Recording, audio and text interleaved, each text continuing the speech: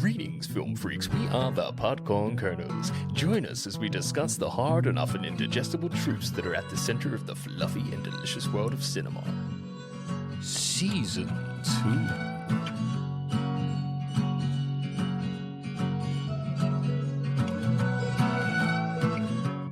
What's poppin', people? Welcome to the Podcorn Kernels podcast. My name is Adam, and joining me in your earholes is Harry. Say hello, Harry. A 2-year sentence has been handed down to one of the suspects of the recent racially motivated riots in England. The 45-year-old male was en route to pick up a takeaway from the Blue Masala Palace when he decided to rob Boots Pharmacy and attack a Chinese nail salon. It is understood that somewhere between his home and the restaurant, he was invited to a play park to drink some strong cider. More sentences are expected to be handed down this week. On today's episode, we will be talking about Whiplash. This is a 2014 film directed by Damien Chazelle and stars Miles Teller, J.K. Simmons and Melissa Benoist. IMDb describes the synopsis as follows. A promising young drummer enrolls at a cutthroat music conservatory where his dreams of greatness are mentored by an instructor who will stop at nothing to realise a student's potential. Here is an original song to support the synopsis.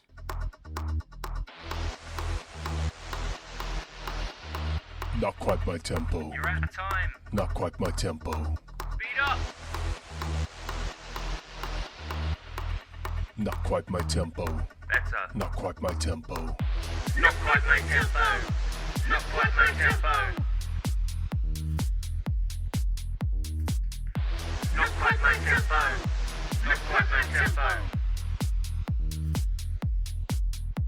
Not quite my tempo. Not quite my tempo. Not quite my tempo. Not quite my tempo. Let's start with some facts about the film. Whiplash was shot in 19 days. Nearly a full day was dedicated to a scene in Fletcher's office that was cut from the final movie. Still, Damien Chazelle believes the scene ultimately helped Miles Teller and J.K. Simmons develop their chemistry. So the longest scene recorded or filmed, it didn't even make it into the film, and the film only took 19 days to film. Yeah. That is an insanity. So out of the 19 days, one full day was committed to a scene that didn't even end up in the final product. Bloody, how is this not even considered for a Best Picture? It's best, madness. Or Best Director. Why is the only award for J.K. Simmons? I don't know. I mean, rewatching it for the podcast, I forgot how fucking fantastic this film is. Exceptional. And this is, let us not forget that this is Damien's debut. Like, the audacity to have this as her first film. That's like, mad. Shakes me. 19 days. I did not know that. How do you pull that off? They must have started rehearsing, though, because Teller does 99% of the drums in it. Which is amazing as well, by the way. Incredible. Yeah. And sorry if that is one of your facts. But like the fact that they must have been in rehearsals for a year and a bit. They got to be. Yeah. You cannot pull off a film this good in 19 days. If If it weren't rehearsed. If it would have to be a great tempo to smash it out in 19 days. Is that your tempo? I think it is, yeah. But I want to see that scene. Yeah. If 24 hours of a 19-day shoot was dedicated to one scene, Chazelle must have thought that scene had some weight behind it. It must have been important initially to spend so much of that time, allotted time, to one scene. I want to know that scene. I reckon that scene was the extension or the full-length scene of when Teller goes in the office and says, "That's my drum roll. You can't give that to someone else. I won the part." You know, because J.K. Simmons just took an emotional phone call. Yeah. And then he's in the office and Teller just barges in. I think it was a big exploration into the characters, revealing too much about them that would have killed the anticipation later on in the film. I reckon if it was in the office, it was an extension of that scene. Yeah, and I guess if once the product's finished, Chazelle's looking back and going, well, I'm giving too much of it away here. Like, if it's only revealed later in the film that, you know, the guy that they're speaking of that passed away was potentially as a result of J.K. Simmons and his bullying ways. If that was revealed in that conversation in the office, it wouldn't have been as impactful later on in the film, and you wouldn't have had that final act, that final scene, that final conflict and its resolution. So I guess it does make sense. Yeah, he didn't want to put a Johnny on a flaccid. Yeah. No, who does? No. Who does? Miles Teller, who has played the drums since he was 15, received blisters on his hands due to the vigorous, unconventional style of jazz drumming. Some of his blood was on the drumsticks and the drum set as a result. Calluses, yeah. Real blood. Real blood. As a drummer, have you ever bled for the drums? When I was a very average drummer, I would get calluses all along my knuckle, or my hands and stuff, and I would bleed. Like you'd split a thumb or something. Sometimes, because I wasn't overly accurate all the time, especially during fast songs, and I'd hit the rim of a snare or something with a thumb and split a finger or something. Ooh. So you would get blood. See, we've spoken on this podcast many, many times about method acting. And I would argue that bleeding from your hands because you're playing the drums so ferociously is a very high form of method acting. But if you ingrained a talent within yourself which you're just dipping into for a role because it's naturally there, is it method? Yeah. Is it method? If you already knew it. If someone learnt Spanish when they were 15 and then they got an acting role when they were 25 to play a Spanish, it's not method. No, that's just pulling on experience you already have. It's bows in the old quiver. Yeah. You're bringing them bows. You're bringing them quivers. I just love that. I mean, the film, you couldn't have got a novice on board and been like, 19-day shoot, day one, we're going to teach you the basics of playing the drums. It wouldn't fucking work. No, it wouldn't. You would need an actor that's got at least a very decent knowledge of how to play the drums, at bare minimum. It's a pure showcase of talent. Like me watching it, obviously having some musical background and playing drums as well, watching him play it, I was like, that's insane. Yeah. See, I have absolutely precisely fuck all knowledge when it comes to drums. But as a complete novice, I watch that and I'm like, I don't know what I'm looking at, but it's fucking impressive. You move your hips when you feel a good beat though, don't you, sir? Oh, you've seen it happen. Yeah. First person. Anyone could learn, but that style of jazz drumming is so hard. It's intense, huh? I couldn't do 1 bar. I couldn't do 1/8. No? Not one. Not of jazz. No chance. No. No. I reckon you could. I play to verses and choruses. It's my world. I'd like to hear you give it a go, though. That would be an interesting little side project for us both, I think. Whiplash is included among the 1001 movies you must see before you die, edited by Steven Schneider. Schneider! Yes! Got to be. It has to be. Yeah. Like I've already mentioned in the opening 10 minutes of this episode, I forgot how fucking fantastic this film was. Because it's one of those films that it does exhaust you as an audience member. Like, it's high tempo, it's intense, it's full on from minute dot to minute end. And when it's been a few years, you forget what you're letting yourself in for. Then you put it on and you're immediately reminded. I was sitting there and I'm like, oh, fuck, I'm going to put this coffee away. I don't think I want to drink a coffee while watching this film. I'm going to have a heart attack. It is too much. Yeah. But movies like this, like, of course, it has to be in the Schneider. These are my favourite type of movies. Yeah? Yeah, well, certainly for modern cinema. So when these come along, I'm all ears. I am all ears. Because everything, the dialogue is crisp. Yeah. The performances are sublime, but also there's music talent actually occurring within the performance. Yeah. It's too much going, and obviously the pacing's so electric. Yeah, I mean, it's what I want. It's so successful in its simplicity. They're not relying on CGI. They're not relying on story building. It's one student against one teacher. It's a battle of wits. It's obsession. It's talent. It's all of these things. And I think anyone can relate to a film of wanting to be the best at something, and whether you're willing to sacrifice to get that success. Interesting you say student and teacher, because some people would look at it as victim and abuser. Yeah. I mean, they wouldn't be entirely wrong. Not me, though. I'm with you on that. Minute he decides to go back on stage at the end and follow through with this is what we might consider abuse, and he goes, fuck that, I want this. Yeah. I was like, yeah, I'll go teacher angle. Yeah. I think, you know, if you did go the abusive route, I don't think you'd be wrong. I think you could easily look at this and go, what a horrible bastard doing this to this poor young lad that just needs some mentoring and advice.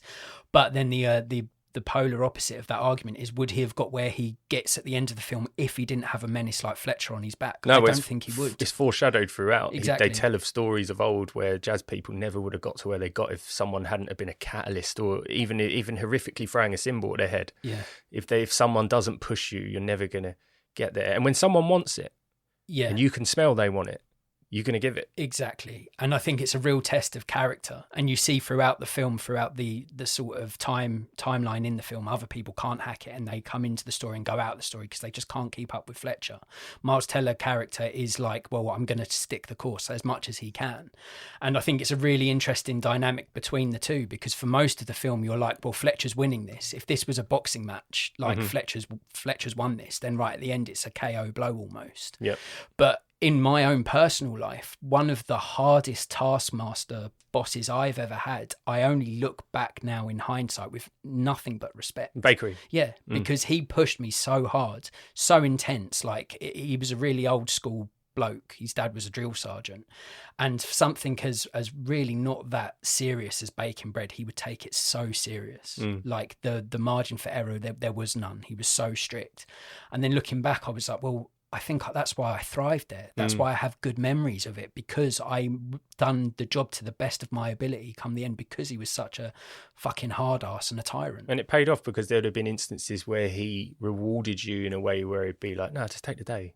Or like, you know, you can come in later and stuff. Totally. It's reciprocal, isn't it? It's exactly that. Once you earn his respect, he was a great boss and he became a mate. And, you know, there is a timeline out there in Whiplash too where these two work together as musicians, I think. Because at the end, they have that sort of little nod of respect. No, you did it. You son of a bitch, we've done it. Yeah. Oh, give me goosebumps. What do you like about Whiplash, please? J.K. Simmons' Oscar was thoroughly deserved. Yeah, I mean, yeah. Exceptional throughout, but one scene in particular truly showed his range. There's a moment in the first act when he's referring to an ex-student by the name of Sean Casey, who's died. And what he says is he died in a car accident. And he puts a song on for the students to hear him playing a trombone or something, or trumpet. I can't remember what instrument he played, but he puts on the song and he says his kid died in a car accident. But if you watch him whilst he says it, he turns and stretches his neck, which is a tell to the information only he's privy to, and we, the audience and the band, are not, which is exceptional body language acting. Yeah. He knows something they don't know. He says the kid died in a car accident, but he actually turns and stretches his neck. Yeah, I did pick up on that. And I thought, first time I watched it, I actually didn't see that. No.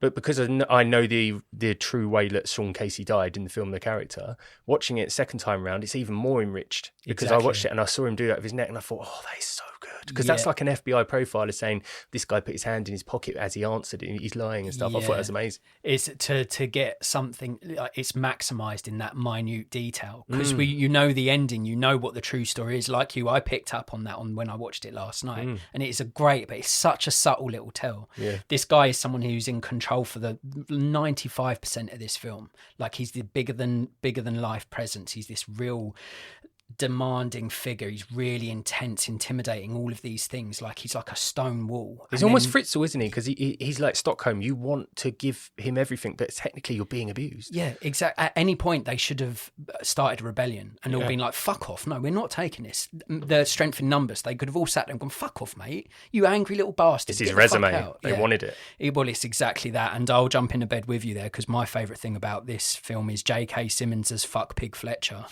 Despite the character being one of the most detestable in modern cinema, Mr. Simmons' turn as maniac musical mentor Fletcher is definitely my tempo. This is a career best performance from a man that seems like a lovely chap in real life, but manages to play an absolute arsehole so well. Sometimes you just need a character that you are happy to hate, and that is definitely the case here. Fletcher is fierce, frantic and funny, and the way the character causes carnage in a composing classroom definitely warranted J.K. Simmons winning the Best Supporting Actor Oscar for this film. Happy to hate is exceptional, by the way. Yeah, I mean, thank you. But he is, you can't help but respect the man, because all you're seeing is his students respect in fear. You see the whole time, like, you know he's being an absolute tyrant, but they're all like, but I'm going to take this tyranny, because at the end of it, if I get his acceptance, at the end of it, there's a good future for me. So I have to grin and bear this. It lies on him. He could make me or he could break me.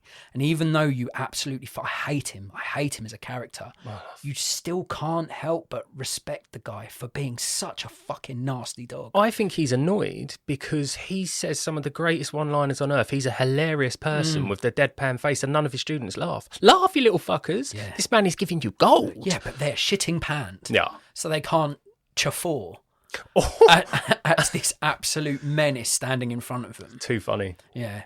More likes for me? The warm lighting in the rehearsal space is wonderfully the opposite of the atmosphere, which is cold and unforgiving. Oh, I like that juxtaposition you shared there.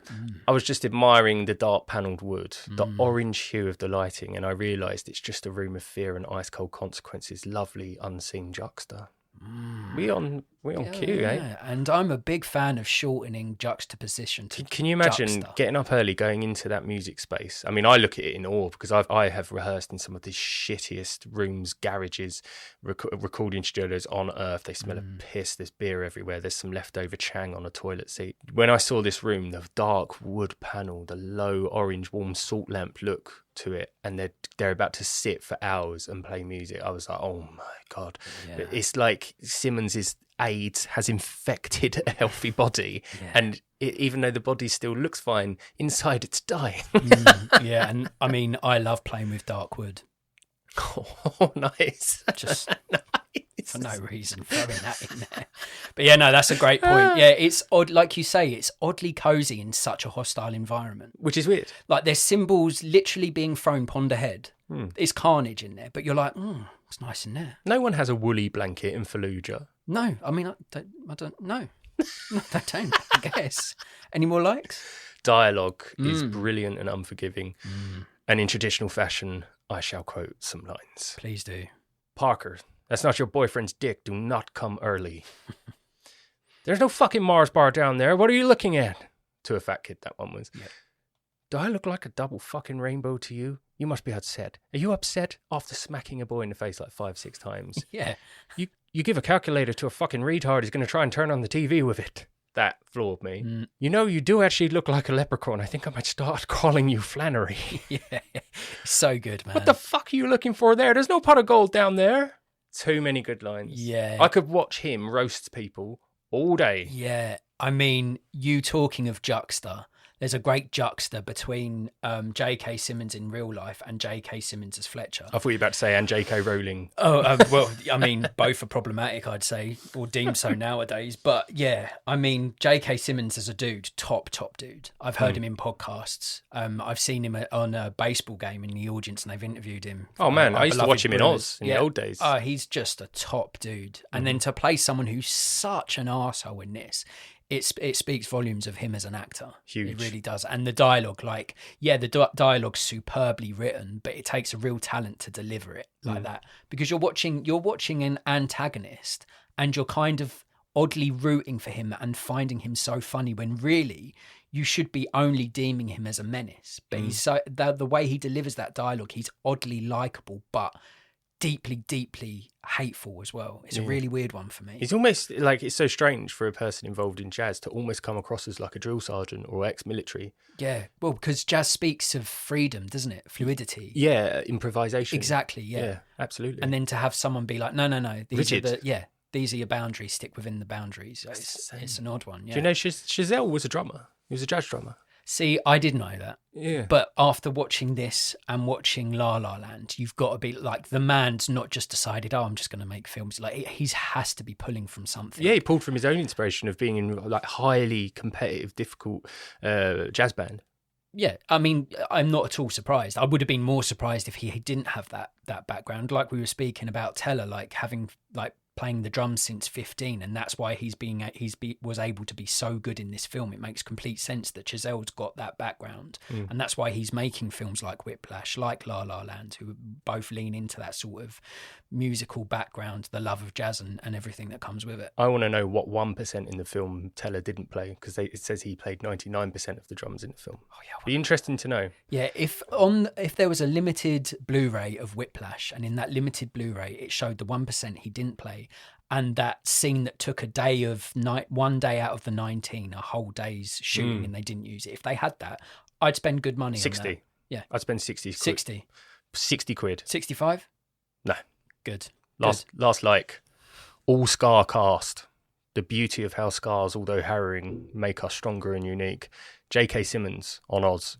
One day I got a chunk of camera embedded in my head and I was passed out on the floor, geysering blood, while the set medic stood over me freaking out. I ended up going to the ER and getting 9 stitches in my head, real Frankenstein stitches. You see the scars on his head? Yeah.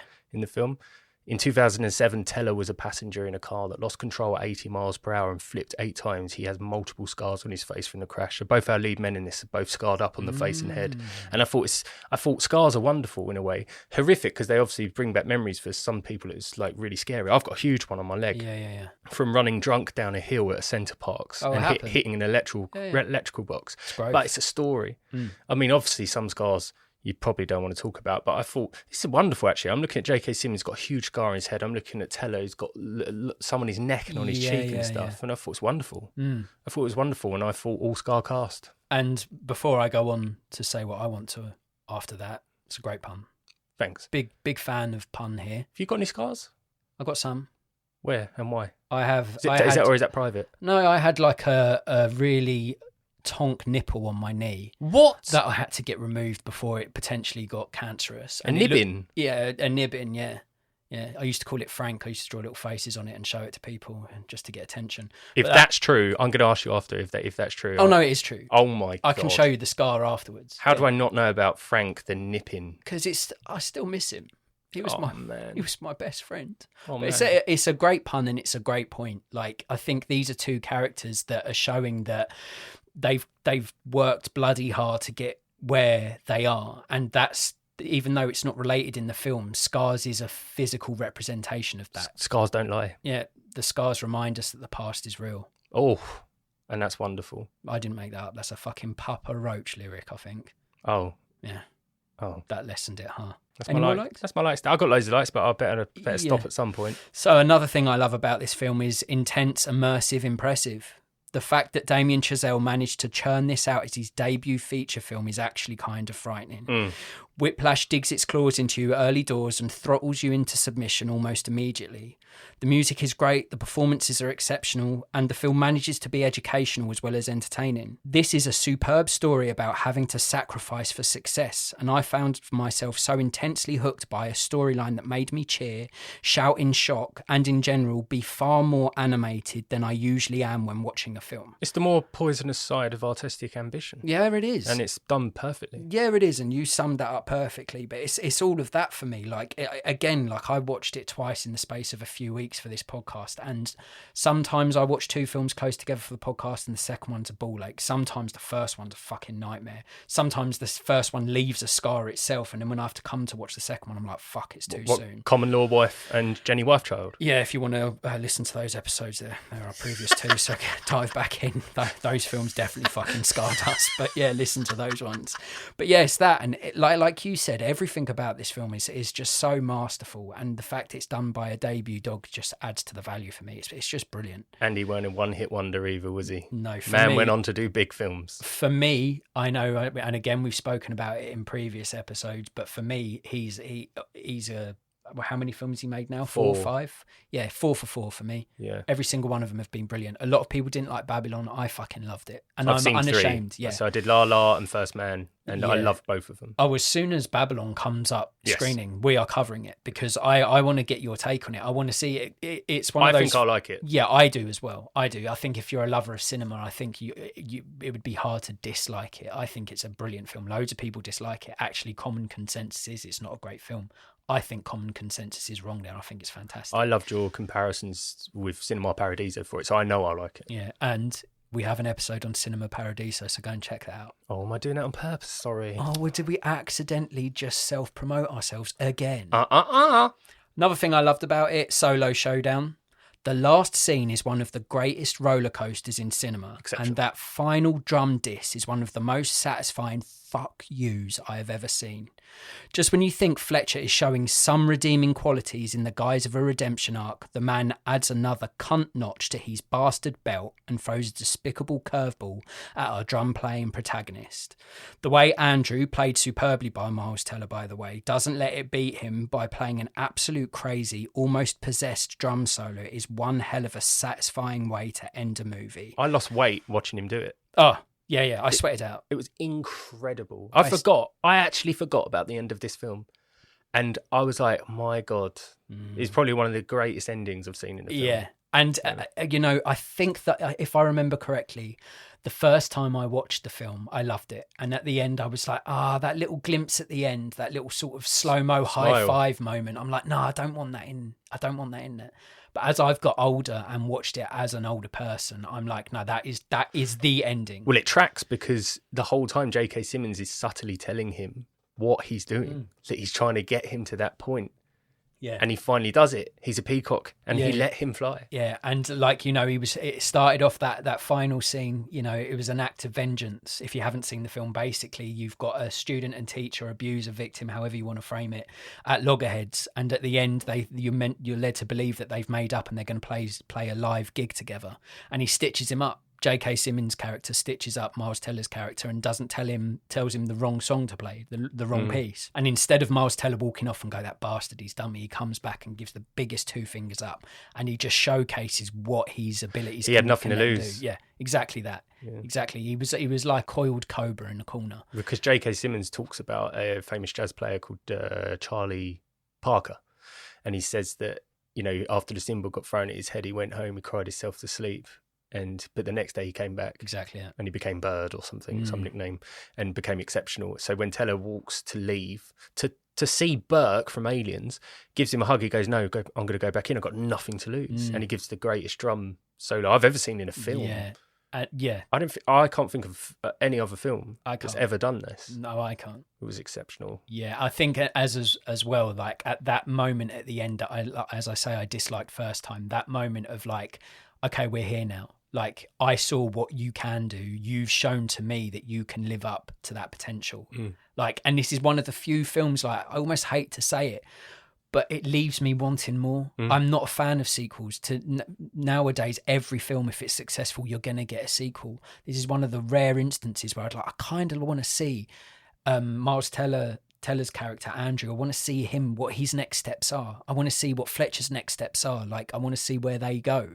And that's really rare. I don't know if you agree or disagree. To be honest, it could be lessened by a sequel, but it's kind of nice never really knowing. But I always think... I don't know. For me, I think like success in jazz is like success in cricket. It's like no one knows. Yeah. So what would the sequel really be? Yeah. I mean, as a musician, I wouldn't want to be a part of like a university group or like a travelling jazz group that perform in conservatories or whatever it is. I'd want to be in the little bars with the smoke and stuff. Yeah. But that almost reeks of hobby. Yeah. Because it's not like... Jazz is a weird world for me anyway. I think so, yeah. It seems to be outdated now, unfortunately. I'm not a great lover of jazz, but when I watch a Chazelle film, I think I am.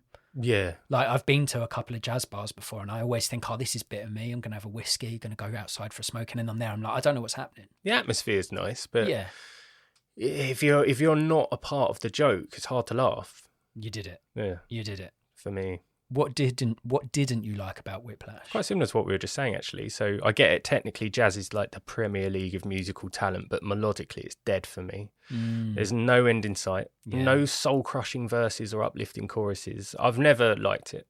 So, like, for me, soul music or Motown is far superior when it comes to feeding my bones and ears. If I listen to King Curtis, however, who is he did a bit of both. He did blues, soul, and jazz. But if I listen to like King Curtis cover "White a Shade of Pale," which is at the start of With Noir, it tingles my soul. But if I hear jazz scale, I die. Yeah, I'm in an elevator at a Walmart. No, an elevator at a mall. I'm in like J.K. Simmons even says, I'm in Starbucks. Listening to a jazz album. It's just this. Nothing stands out. Yeah, it does reek of like a Leos Carax film. There's no definitive beginning, middle, or end. Jazz is the Leos Carax of music genre. Yeah, I said it, and it's on record now. But for me, like I like my music to have like you say, like a big climax or a part where you can belt along to it, sing along to it, or like drum along to it or whatever. Jazz feels like you never really know where it's going to go. Now, it works really well in Whiplash because you sort of kind of by osmosis learn the songs that he's learning. See, the thing is though, with Caravan and Whiplash, the piece of music. So there's two pieces of music in the film. You hear a lot of Caravan and Whiplash. They are jazz I have never heard in bars. And they bop. They really punch. It's a continuous barrage of music. Like the drums do not stop. Everything is really, it's all supporting each other. The jazz I've heard is so low key. That's like watching a candle die. Yeah, that's oddly sad. But that's it. Yeah, no, Yeah. that is exactly it. Yeah. This film gives the greatest showcase of any jazz I've ever seen or heard. Yeah, I think so. But I suppose if you're in an elevator, you're not going to hear some really hot. You're not going to hear Whiplash or Caravan, are you? Because it's too high energy. Well, it's also too intense. You can't start losing yourself to the music in a lift with a load of strangers. Imagine really vibing and getting dutty and down with the jazz that's playing. Dutty to a big bop. Yeah. These are two of the words Adam's recently inserted into our episodes. Yeah. Dutty and bop. Yeah. So if you're getting dutty to a big bop in a lift, people are going to be like, what wrong with him? What wrong with that? What right? Yeah, yeah. Any more dislikes for thee? Yeah. So this scene made me laugh. It is a dislike because I think his rooting out process or sieving out process is wrong. So for the record, Metz wasn't out of tune. You were, Ericsson, but he didn't know. So you know the tubby guy. There's a moment in the film where he's sieving out to figure out who in his reed section is out of tune. Yeah, the weaker link. And he focuses on the fat one, knowing full well he's in tune, and he grills him for it. And the guy is obviously terrified of him. Yeah. He knows this guy knows that he's in tune, but he's scared to say he thinks he is in. He knows he's in tune. Well, he's scared to speak up against the dictator. Yeah, that's Nazism. It's exactly that. Yeah. And I thought that routing, what you've done there is you've lost yourself a better musician. Yeah. And then also, you know who is out of tune and he gets a free pass. Yeah. Really, old Tubbsy Malone should have got kicked out because he didn't have the balls to stand up and showed weakness, I guess, in Fletcher's eyes. But then you also have to kick out the one that didn't clock that he was. But to me, that's equivalent to the moronic Nazis killing someone based on a measurement of their nose rather than their bloodline or who they actually are. You know, they'd be like, oh, the nose is a bit too long, kill him, Jew. Mad. That is no different. That's Mad. like, I thought it's so Nazi. Nazi, nasty, yeah. Last dislike, sorry if it gets a bit fiery. So within the film, in Teller's bedroom, obviously he's got his idols on his wall. Buddy Rich, who was a famous jazz drummer. So Buddy Rich poster in the film, it says, if you don't have ability, you wind up playing in a rock band. How dare you? Fuck you, Buddy Rich. How dare you? Fuck you and your 100-seater sold-out fart-smelling soda water drinking jazz club shit. Ugh. Some of the best drummers in the world are in rock bands that not only had raw ability but also had songs. That's right, songs. Oh. You know, melody. Oh. The heart of humanity. Shit. Best drummers in the world. Jose Pizzio of Incubus, so tight he wouldn't lend you his spit. Stuart Copeland from The Police, pure and unique rhythm. Ginger Baker of Cream, the Jungle King. John Bonham, Zeppelin, Power Dog. Mitch Mitchell's fusion of jazz technique, the Jimi Hendrix Experience. Neil Peart of Rush, King of Drums. Buddy Rich, eat shit. Yeah. Yeah, man. Yeah. There's jazz drummers that transition to rock. Yeah. Mitch Mitchell's exceptional. Ginger Baker, Neil Peart, they're so good. You have to ask yourself, like, okay, it sounds like it's subjective. It sounds almost pompous, like if you're a jazz drummer, it means you're the best. But who's remembering him? People are going to remember the great rock drummers because they are commercial. People know their tunes. They are fantastic. But the problem is, there's just so much arrogance attached to that quote that he's famous for making.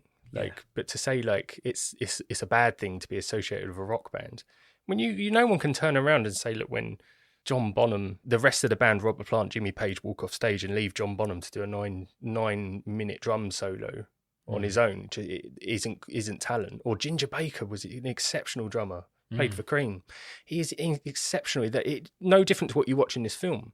Yeah, like amazing. I just thought it was really weird to sort of be so aggressive towards a genre of music because you hate rock music, but you cannot watch a Neil Peart solo who played for a band called Rush. The guy is insane, and say that he's got no ability because he plays in a rock band. Yeah, that's a level of elitism that I can't get behind really, because like you're still you what you deem good in the world of drumming is different to maybe what others do, and you think you're superior by being a jazz drummer rather than a rock and roll drummer, but there's still talent, there's still commitment, there's still effort put in. Like if you're a drummer, you should respect all drummers, surely. That's the way I look at it. If you're in anything, if you're a footballer, you should respect people that are in the lower leagues. They're not as good as the top performing athletes, but they still have to keep themselves in shape. They still have to have a level of skill and commitment and all of these things. I'll never respect Ringo Starr. Okay, right. Or maybe Charlie Watts, Rolling Stones.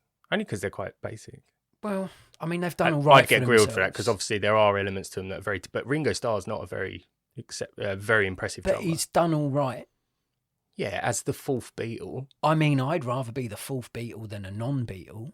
Last now who's being snooty? only criticism of the film in terms of potentially direction, saying, is that last graphics, that last act graphic on screen that says summer. It's not needed. Yeah, when there wasn't another one of those. I don't think so. Where at the start it says the name of the school and stuff, but yeah. the shots and the transition indicate times past. They didn't need it to say summer. Yeah, not needed. Okay. I don't think he'd do it today if he was making it again. No, that's the last one. Okay, they're good. They're decent dislikes. I'll give you that. Thanks. Go on to mine, Fletcher. As mentioned in my likes, JK is superb as a snarling, scene-munching, sociopathic Squidward. But I do deeply dislike Fletcher, and the character gets me so rolled up. Like his students, I was on edge for every second Fletcher is on the screen, and he joins an elite cast of characters that I love to hate. Nurse Ratched, Mama Precious, Percy from Green Mile, Jenny, and now Fletcher. Mama Precious. Yep. The way everyone is happy to feed his ego, the sheer willingness to swing dick for Drum Daddy, and the chasing of praise from a dickhead all contribute to me deeply disliking a character that caused me genuine anxiety. Now, don't get me wrong, fantastically written character, fantastically performed by a great actor, all of these things, but it does boil my blood. It does boil my blood. I'm more nervous when he's smiling and putting on that kind guy act. Yeah, that makes me more nervous. Yeah, that makes me more anxious as well. Yeah, I don't like that. Just relax, man. Go in, play hard. Yeah. He knows the whole time he's going to fuck him. And as someone who deals with very definitive things, like if you say yes, it's a yes. If you say no, it's a no. I know about that. Oh yes, let's not go into that. But I'm a man of structure. So if I have someone like to my face going, "Oh, it's amazing, me building up my confidence," and then I go somewhere and they slate me in front of people, I'm a die. This is one of those films. Me and my partner watched this, and like probably 10 times plus, we looked at each other and gone, "I would die. It's too much." And if you're an anxious person, it does make that anxiety greater. But you said it, man. At any point, what these guys can walk out of that room. It's exactly that. They choose not to because they want. You could walk out of this room right now, but you don't want to. I don't want to. We've sat in here in 40 degrees heat. Yeah. We've sat in here with something smelt like it was dying, and we stayed. And that was me. Yeah. He got wet on his walk here. Yes, I did. Wet dog. But I think it's that. It's, he is an anxiety-inducing character, and I don't like feeling anxious. Talking of anxiety, Whiplash is one of the greatest depictions of stress and anxiety in cinematic history. Akin to Uncut Gems, this film is relentless in its showcasing of stress, and as a stress head who gets stressed out very, very easily, I got very, very stressed by Whiplash. The fact the film makes me feel this way means it's successful in its endeavours, but I don't like how it made me want to smoke and lie down in a dark room listening to Enya. Oh, JK, why you did this to me? You're not real. I've actually heard the real you speak and you seem like a dude, but god damn it, this affects me. Another dislike, we've touched on it already, but no one told Fletcher to fuck off. I know the people trying to impress Fletcher were trying to further their musical ambitions. Still, someone should have told that self-righteous teacher twat to F off. Don't get me wrong, I would have crumbled under his barking, would shake at his not my tempo tantrums, and would also be doing all I can to get approval from that alpha arsehole. But I would have eventually snapped and thrown it all away, and I believe others would have in that environment too. Weinstein. Yeah. Weinstein, Cosby. Savile. Yeah, it didn't work out. These are people that have power. And then look what happened. And people didn't stand up to them because they were their means to gain a higher standing in the world. But eventually, karma's a bitch. And I think there's a world out there where old Fletcher boy gets his karma. I'd take Fletcher over all of them fuckers. Well, definitely, yeah. I mean, he's just been a bit nasty about drum playing. Oh. He's not touching things he shouldn't. Yeah. I've got some questions. Which actor would make the greatest teacher? Mel Gibson. Oh. Okay. Yeah, man. The guy's lived. He has lived. He's lived. At this point, I don't remember the controversy surrounding the man, but I know there was once. But what is not the greatest teacher than someone who has learned from their mistakes? Yeah, well, he said that though. He goes, people's greatest fear is to be humiliated in public, mostly. And he goes, guess what? That's happened to me dozens of times. He went down a dark road. Yeah. I think he was quite anti-Semitic and stuff. But I think that a lot of that got attached to him for doing Passion of Christ. But he's also a really humble and forgiving person, and he also knows when he's fucked up. And I think his experience and them lovely lines that he's getting in his face from his age, I just think he's a wonderful person. I love him, and I've loved his films for years. And I grew up with Gibbo, man. Yeah, I love him. I think, you know, it'd be very easy to go the route that I've gone. It's got to be an older actor, and gone with actors that are sort of clean as a whistle, like charismatic, no real scandal. But you're right. It's got to be great. Real like teaching, real lessons are learnt from mistakes, are from doing the wrong thing. Look at the way he got up on stage after Gervais had grilled him the year before for everything he'd said and done, and do you know what? He handled it. He laughed. He took it with a pinch of salt, and he didn't stand up there and get all shirty with Gervais. He indulged it, and I think that's a real person, a person that can take criticism and take it. Whereas you look at someone like Tom Cruise when he was on the red carpet that time, and a reporter had a joke squirt gun in his microphone. He squirted Tom Cruise. Tom Cruise could have gone and grabbed a bucket of water and had a water fight with the guy. He decided, however, to turn on his Scientology into interrogating powers, and turned it really serious, and just came across as a dick. Yeah. Whereas Mel Gibson's a good loser. Yeah, I mean, I can't disagree there. I think you're right. Who are you going to pick? Tom Hanks or Brad Pitt? Well, Tom Hanks plays that role pretty much anyway. Yeah, exactly that. Yeah, like he is the epitome of clean Pitt. as a whistle. But like Brad Pitt's one, who's like, you know, he's just timeless. The guy's just like incredible. I love him. I think you'd learn so much, and I think he's another one that's probably made a few mistakes along the way, but I think he's learned from it and grown from it. I truly realised how much I absolutely adore him, and when I saw Once Upon a Time in Hollywood, because it had been years since I'd seen him properly in a movie, and he was playing such a unique character. Yeah. And when I watched that, I thought he really is wonderful. Like, I think back to them days of Interview with the Vampire and Thelma and Louise, and I'm like, this guy's he's historic. Yeah, and like, he's got it all, isn't he? He like, does. How fucking lucky. He does. Like talent, looks, charisma, all of it. I don't know where he is in the height department, though. He might be a stumpig. Yeah, but a lot of Hollywood stars are stumpigs. Yeah, but when you look like that, you can. Oh, if you was to change my face to look more like Pitt and take a few inches off my height, I'm taking it. Pitt now or Pitt 20 ago? Fuck Pitt now. Pitt in 20 years probably will still look better than I've ever looked. Yeah. Yeah. Yeah. Hmm. I reckon Pitt's got something on his knee that looks like you. Right. Sorry. All right, Fletcher, feel better for that, yeah? What, because I've shaved my head? No, because you were nasty for no real reasons. Whiplash focuses on the dangers of obsession and the impact of letting an ambition absorb the entirety of your existence. What are your top 3 films that explore obsession? Stinky Bitch and Pug Waffle. Classics. Black Swan. Yep, that's one of mine. Yeah. Gots to be. And recent Rear Window. It's not recent. Recently done on the podcast. Yeah. Yeah. Recently done on the podcast. Fuck, that's a great answer as well. well. Yeah, because he's obsessed with it. Yeah, yeah. But Black Swan is probably the closest you get to Whiplash in modern cinema. Yeah, she's obsessed with being the greatest ballet. And she, again, it's almost a student, teacher, abuser, victim. So because that guy gets a bit sexually touchy with the choreographer, doesn't he? And she's putting herself through hell to get to this role. Yeah. Very similar films. But this one, more my tempo. Oh.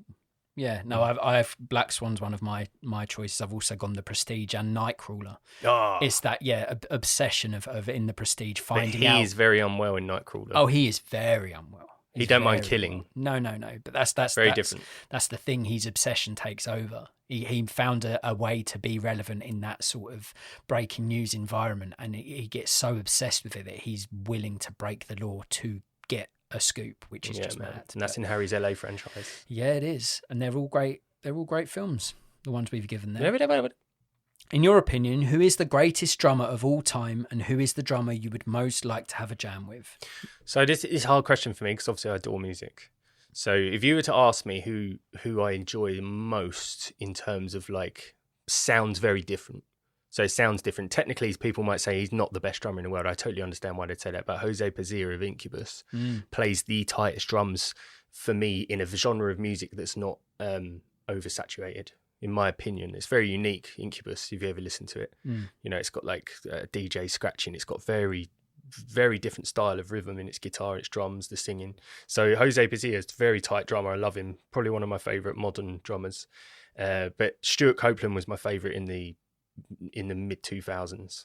because I went through a real hardcore phase of loving the Police. Okay. Because he had like Lebanese culture in his drumming and stuff. Like, he shit. was really unique. Stuart Copeland's a brilliant drummer. Yeah. Ginger Baker, very different as well. He was all into that very African drum sound, and he played for Cream. He's a great drummer. But Mitch Mitchell, Jimi Hendrix Experience, he is jazz drummer, but in a rock band. So that's interesting. Neil Peart, incredible. So I'm basically listing them all again. Yeah. Okay. And if you could only have a jam with one of them, Jose Pazia. yeah, Jose Pazia. amazing. Yeah. Yeah. I don't have an answer for that because I do not know enough about drumming. Yeah. But I was interested to hear your take, and you fulfilled my interest. Thank you very much. Who's your favourite band? I don't know. Could just give it that. I don't know. I don't really have a favourite band. Fucking hell. Yeah. I'm more of a film guy. I don't know if you've noticed. That's not true. You've dropped loads of songs at nights out and But pubs and stuff. I could Loads talk- of dotties. I could talk more about film than I could about music, I'd say. Film. Yeah. What would you rate Whiplash out of 10, please? 10. Okay. Yeah. I've done a lot of 10s this season. You have, but if you feels it, you feels it. Yeah. Yeah. I mean, I've gone a little lesser. Yeah. I've gone a 9. Crazy, man. It's still it's not a perfect film, and I'm very strict with my 10s. Why not perfect? I don't know. Well, because I guess it makes me anxious, and that's pathetic. That's ridiculous. Yeah, no, it is, That's and it such does. You will you never shut- get you shut anywhere up. in film You reviews. shut up. If a film makes you anxious, you give it a 9. You listen to me.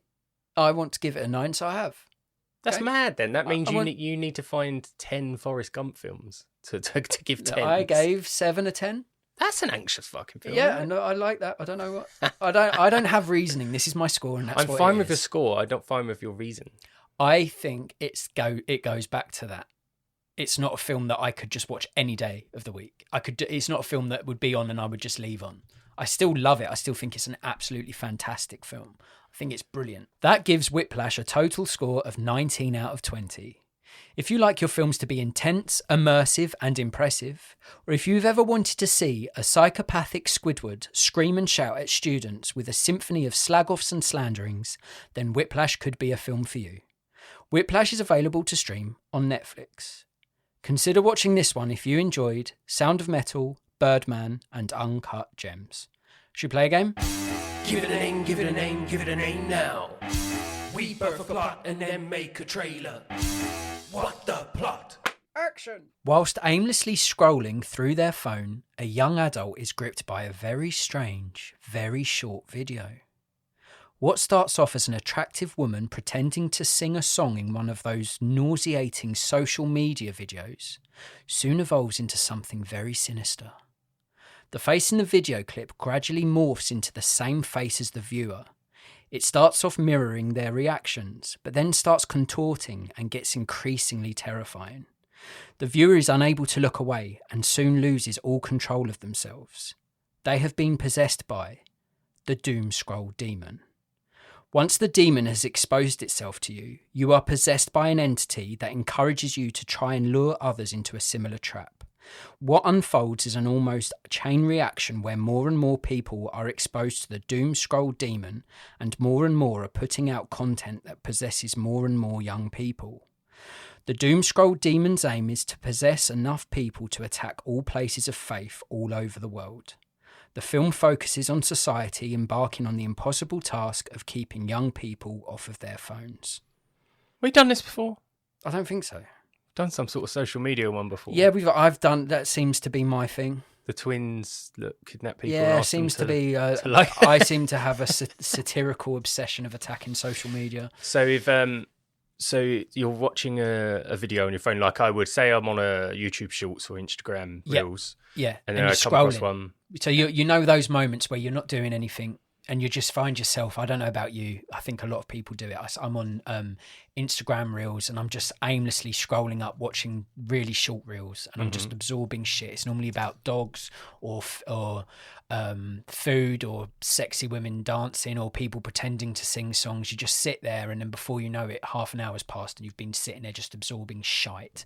And they see a dirty face. No, but what happens is they see something that's appealing to them, so it anything. holds their attention. Could be a cat. Yeah. Could be a dog burger. So exactly that. So the algorithm on these social media things, like if you know they know that you're into football, you'll see loads of football clips. So it's dependent on the individual. So it's something that will hold your attention, and then they start to watch the video, and that what's in the video changes, and it's their own face. Imagine that you're watching a video, and then suddenly your own face appears, and it starts off, and you're like, "What?" AI can do that now, though. Yeah, but then it starts getting a bit contorted, and then you're possessed by the doom scroll demon. Okay, and then so physically you change in your world from this thing that's happened here. Yeah, and then you're then putting out content almost to possess other people that will see your thing. You're possessed, but through social media, and it spreads like a chain reaction. Oh, now you could. I mean, I pitched it, and you could just throw the dog and just call it Doom Scroll Demon. But if that's too basic for you, I only respect that. Doom Scroll Demon. I don't know. That sounds kind of like an RPG role-playing game. Sounds like a dragon sort of a dragon thing. Director would be a hard one for me for this. Okay. I don't know which director would want to do it, and I don't know which director, because of that genre of film, that sort of, is it Talk to Me? Yeah. That sort of genre of film. Shit. Well, yeah. I don't know enough directors in the world that would do this film. Well, So, thanks. I mean, you could give me... I mean, I was thinking the Philippoopos. Oh, I don't like them, though. Yeah, but then what a perfect film to do Just it. talking about them, we're giving them... Yeah. We're giving them our listener base. Yeah. We're giving their name to. We're giving them free publishing. You could give it to Scott Derrickson, who did The Black Phone, another subpar horror film. We seem to live in a time where really weak horror films, and that's as someone who is scared by most horror films, and I consider these new offerings really weak. They seem to be doing really well. So this, for me, is a kind of weak idea, but it feels like a premise that somehow would do well. I'll go opposite then, because if it's not a weak premise, it's because we're irritated by how it's no longer the thing to meet your mates at the pub or go on a fucking sporting holiday or go and do something amazing. It's like you sit on your phone. Yeah. So we hate it because of that reason. I've used them before as a director, but I think they're probably one of the better horror directors. And I'll use Ari Aster for the film. Okay. Because then he can take something that's it's kind of like Social Network for me. I never wanted to see it, and even though incredible, even Tarantino adores that film, because I despise the guy who created Facebook. Yeah. He looks like an alien dog wolf. Yeah. I do not like him, and I hate I hate glamorizing social media. So even though we're all involved in it some way or another. I mean, we have to be to promote this podcast. Yeah. But I do hate it. Yeah, the subject matter irritates me. Yeah. And that is so similar to that, really, with the Social Network. Well, I like that you've given it a serious director, because I did think it would go the trash horror Philippoopoo route. I thought it's going to be a very much a Talk to Me type film, but you making it more serious. Like, I don't know. I think there's something quite. It's almost satirical to be like, you're obsessed with your phone and social media and watching these short, easy to digest pieces of content. To make it serious and like, well, you're obsessed, now you're possessed by it. Yes. Quite interesting. And I like that you've given it to Aster, because I like Aster. Actually, who directed Drag Me to Hell? Sam Raimi. He could be a good one as well. Because I've done Ari Aster. I'll go Sam Raimi because I love Drag Me to Hell. I think it is Sam Raimi. You might want to check that, though. I don't want to be wrong. It is confirmed. It's confirmed? Yeah. Well done, by the way. Oh, thanks. Sam Raimi. I needed I that. love Drag Me to Hell. Okay, nice. Also a Tino favourite. He loves that film. It's a great film. Really fun old school horror movie. Yeah. Because I've done Ari Aster. Let's do Sam Raimi. Equally, that works as well, because he's a serious director. He does serious horror, good fun horrors as well. So you could find a balance between those two things. I think, good shout. I think in regards to cast, I don't want to get young actors, but I'm going to get actors that look young. All right. Maybe. Yeah. Only because I love her work in White Lotus as well. I've not seen her in many movies, but I like Sydney Sweeney for this. Yeah. I can see her being a scream queen. Emma Roberts, who was in American Horror Story season 3 Coven. That was a witchy sort of thing. So Emma Roberts, Sydney Sweeney. Let's mix it up. Let's get Lucas Hedges from Manchester by the Sea. Yep. Young, very handsome ginger lad. Yep. And only because I've been watching lately a series called I Am Virgo, Jarrell Jerome, who was also in Moonlight, I believe. Okay. Really good actor. Exceptional in I Am Virgo. Have you seen I Am Virgo or a trailer? No. It's just this huge dude who's 40 foot tall, trying to get on with his life. Yeah. Great concept. Would be hard. Yeah, really cool concept. And he's brilliant in it. Name, the minute you started sort of talking about demons, but also you're talking about social media, and I thought at first you were referring to potentially artificial intelligence, because it's so easy. Obviously, if you're looking into an app or a camera, your camera's got there, and it could take your face, apply it to someone else, almost like deep fake porn. Yeah.